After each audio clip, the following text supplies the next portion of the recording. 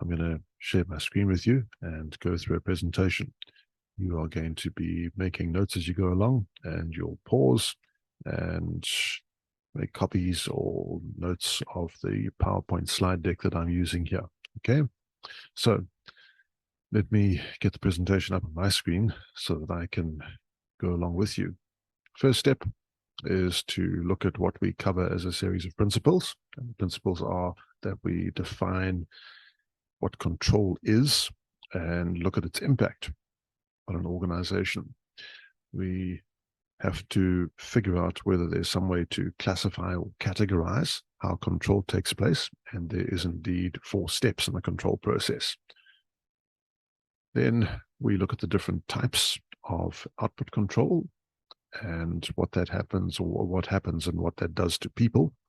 And we look at behavior controls, and then finally we look at trust controls. So this obviously is a lot more than I would have covered in the sessions that I would have done in a classroom with you.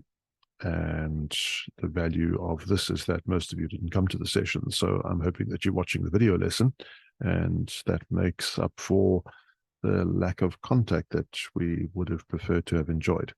So definition-wise, it's a straightforward thing. We basically just want to know what's going on in the business, and we monitor what goes on, and we regulate what goes on if it's not going properly. And that's a hint at a process. So it just short and sweet, keeping it simple. It's about making sure that things run smoothly, nothing more than that. And there is, of course, a relationship between organizing and controlling, much as we saw there was a relationship between planning and organizing. And the relationship between organizing and controlling is that controlling is like a linking function.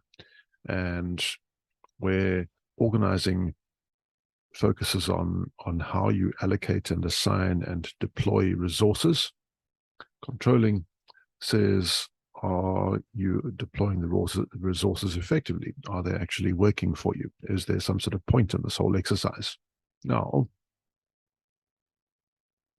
if we control the processes that people operate, then we can figure out whether we're doing things adequately and whether we are enjoying the value that we intended to derive from putting those people and those processes together.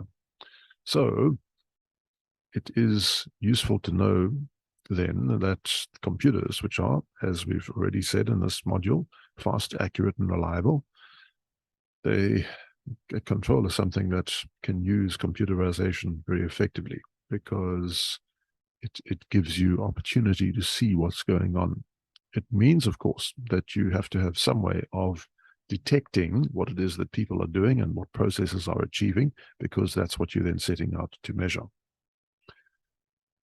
The benefits are that, as I've provided to you before, if we're talking about fast, accurate, and reliable computers, point is that you're getting accurate information if the system is set up right, and I must emphasize that.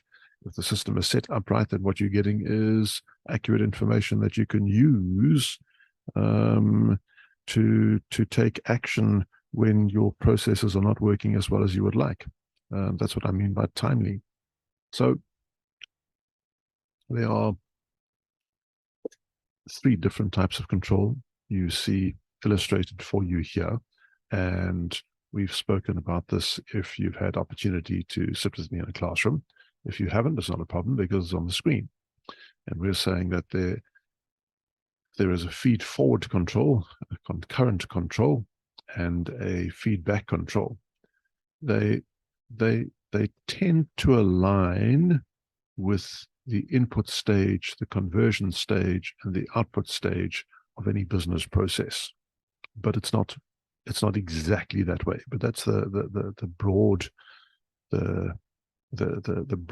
sense of understanding we have. In other words, if we're looking into the future to say, what do we anticipate happening? That's planning, and you're planning for inputs. If we're looking at what we're doing, if we're managing problems as they occur, well, we're monitoring what we're making. At the university, we make graduates. At Barter Shoes, they make school shoes. And then when there are outputs, we look at whether there were enough outputs, whether we made them at the cost that we thought we would, and whether we made as many as we thought we would when we were busy back here doing the anticipation. Now, your text, and any reasonable text for that matter, is going to point out that control is about allowing you to anticipate problems and fix problems as they arise, and take corrective action where necessary. So I've got a couple of sketches for you, a couple of images, and if you're a visual learner, this, as I am, this starts to make a lot more sense. There's the first of them, and the first step, if you like, of the process in a four-step process, as your textbook provides for you. You are saying what you would like to achieve. You're setting a goal, a target. You then measure that, and once you've performed the actions or the processes operated, if it's barter shoes and they want to make 1,000 pairs of shoes in a day, at the end of the day, they'll say, did we make 1,000 pairs? What was our actual performance compared to the target of 1,000 pairs a day? And then they'll take corrective action if they only made 900 shoes, or perhaps they made 1,500 pairs of shoes, because making too many shoes is going to be putting a strain perhaps on machinery, and perhaps a strain on the supply of raw materials that you have available to you. In other words, if you use up all of your Monday lunch money, you're not going to have lunch money for Tuesday. Same sort of thing. Okay. Now, there are alternative sketches and diagrams for you. I've said here's a 5-step one, and whereas the previous 4-step process doesn't include the action of analyzing deviations, where that's not being explained or emphasized, this particular sketch diagram does. So you might want to make a copy of this, reduce it to writing, put it in your notes, pause the video, in other words, and use a pen and paper, and write this down yourself, because that's a necessary learning event for you to get this down as a principle that you understand and will remember for a long time. There's another one. It's in the form of a flowchart. And the flowchart simply says, well, if we're looking at a process and we're setting a standard and you're measuring performance, then we are looking to, in step 3 of a 4-step process, say, does the actual performance match the standard? Because if it does, then there's nothing left to do. If it doesn't, then you're going to have to take corrective action. So again, there is no particular diagram I want you to commit to memory in any way, but I do need for you to understand what the process is, because that's vital. So we recognize that if we're looking at output controls and behavior controls and trust controls, then they arise in particular ways, and the second video lesson is going to be the one that puts this in detail. So I'll make sure that it's in that particular video as well. But the kinds of output controls we perform are about having budgets or plans, make decisions arising in the form of a planned budget for how we'd like to perform into the future. And behavior controls are about making sure that people get done what they need to get done in a period of time which has provided them to get the service or the activity done. And the trust controls are about making sure that people adhere to what would be the desired company culture. In other words, they arrive in time for their shift and they leave when the shift is complete and not beforehand. They don't complete the clock card of a buddy. In other words, everyone works as if they're one great big happy family, so to speak.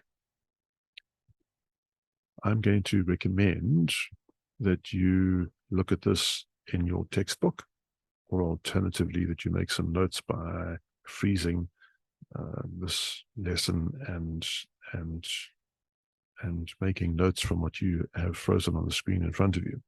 But I will simply say that there are problems that arise here in practice when you're exerting control. For example, you are observing people, and the problems that arise are simply that when people are watched and observed, they don't respond in the way you would like them to. In other words, they feel that they have to behave in a particular way just to please you, so they don't demonstrate the kind of behavior that they ordinarily perform. It's misleading, is the point I want to make. And they might, in fact, resist a system if it doesn't satisfy them in terms of what they want to get out of the job. So if you have personnel who are not necessarily happy in the workplace, they would be wanting to take shortcuts to get the job done because it's not a job they like doing. And when they do that, they cause a problem for the enterprise and its processes. When they're observed, they behave as they should. And when the direct observation is not there, they just decline to operate as they are required to and will take their shortcuts. So while it would be very, very nice to think that you could just use artificial intelligence, if you like robot intelligence, to get stuff done instead of using people, it remains the case that people have value to add. We're training you here at university to have a value add, what I refer to as your value proposition that you can present to an employer and say, listen, if you employ me, this is the kind of stuff that I can do for you. That's the essential part. But when you one day are monitoring other people's performance, you'll find that they will get a little agitated at that because they don't feel comfortable with being observed. And if you've experienced in class, if I or another lecturer has asked you a question or asked the class a question, more often than not, particularly in the early stages of a university career, you feel very reluctant to answer a question in front of a whole group of your peers. It's much the same in business. So we recognize that some of the problems, the adverse issues which arise, are that you could end up creating a level of mistrust between groups. In other words, if you have the green guys and the blue guys manufacturing stuff, the green guys might start to mistrust the blue guys if they see that management is spending more time with the other group. It's a negative aspect, if you like, of exerting control over an enterprise's systems. That reduction in autonomy is something which affects us as human beings. We like to think that we are independent and that we are valuable as human beings. We don't like the fact that we might be reduced to being just another machine, operating other machines. It's something that distresses us. So I recommend again that you pause the video at this point in time and go through these aspects on your own. If what you want is a PowerPoint, a slide deck, a screenshot to guide you, start making notes if you pause the video at this point. Because you see, I'm almost done, and I'll get to my 15-minute desired time for a video of this nature in just a minute. So, in summary, control is about bossing people about, and that is a process, and the process is about monitoring and regulating the performance of the activities the enterprise performs, and there are 4 steps in that. If you have a performance standard, you can measure the performance against that standard and take action if there is a deviation which is outside of the adequate specification or the realistic expectation of what can be achieved. We would like it to be flexible, control that is, and accurate and timely, and computers are great for that. There are 3 categories of control: feedback control, concurrent control, and feed-forward control. We distinguish 3 types of control: output controls, behavioral controls, and trust controls. And there are tools of control. We can observe what's going on. We can get feedback, and that feedback can be oral, or it can be written, or it can be something a computer provides. So that, I have to say, all sounds good, but there's a potential downside. And this dark side is when people start to adjust their performance because they don't like the observation.